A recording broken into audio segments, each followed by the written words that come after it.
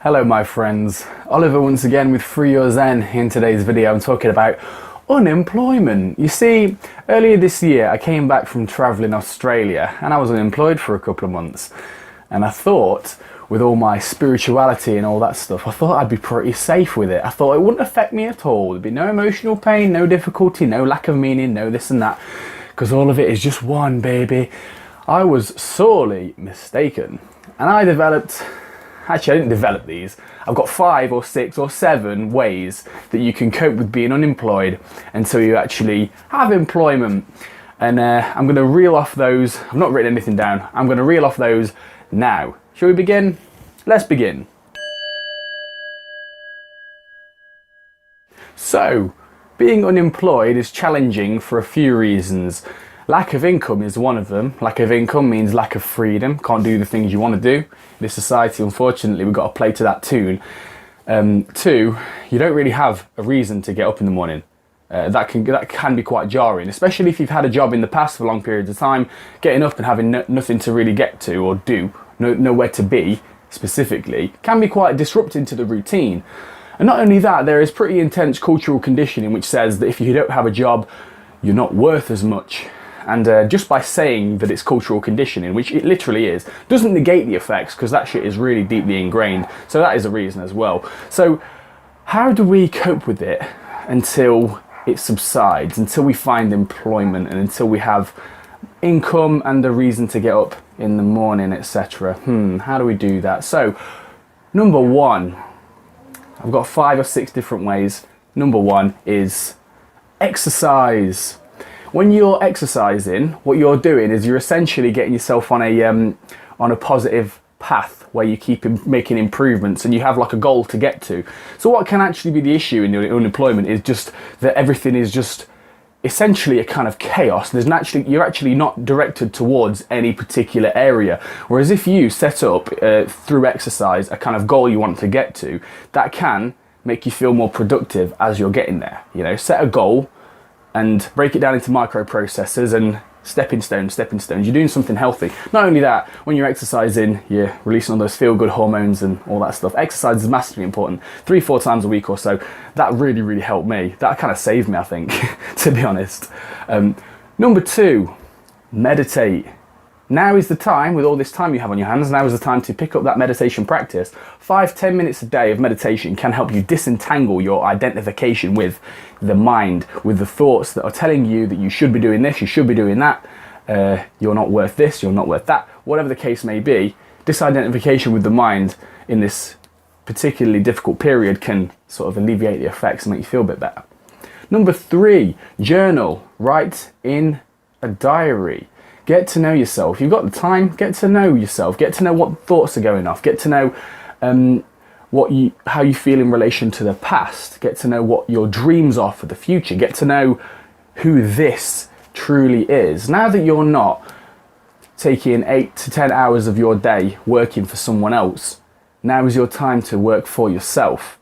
And this is the kind of stuff that will have a greater effect further on down the line. Using this time as an opportunity to dig deeper and find out who you really are is massively beneficial.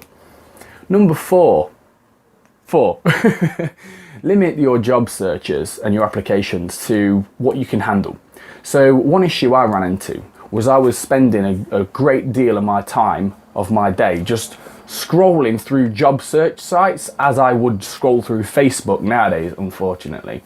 And seeing all these different jobs and the ones that I didn't want to do, and etc, it ended up being quite destructive.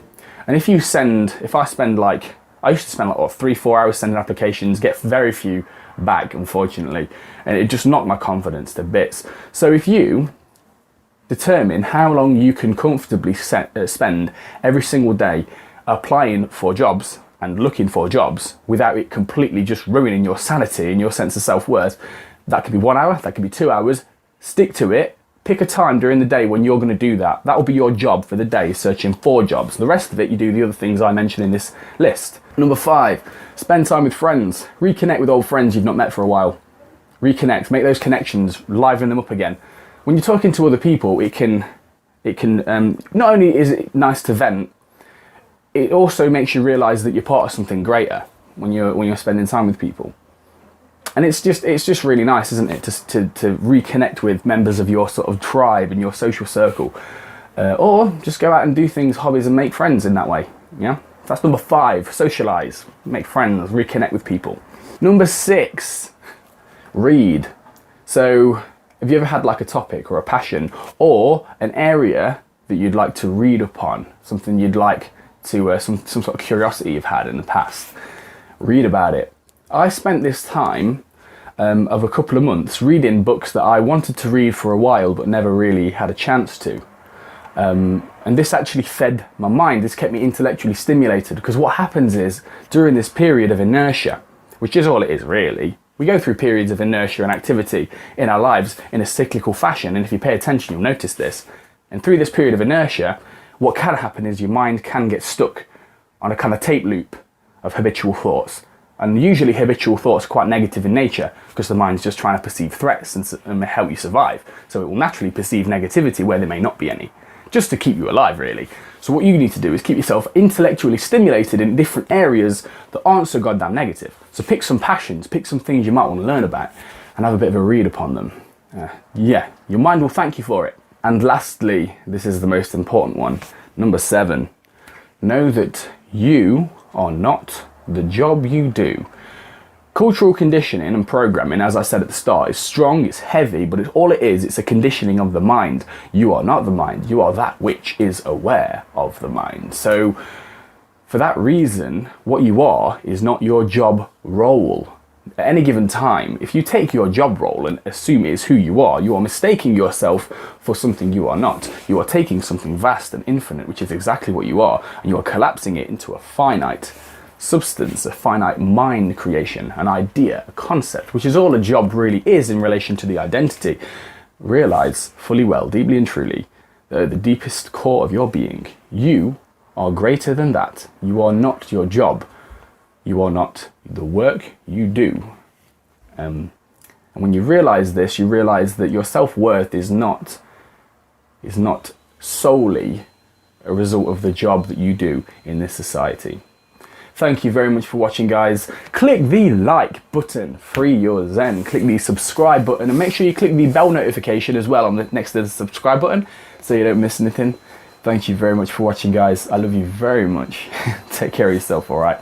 Peace. Dong.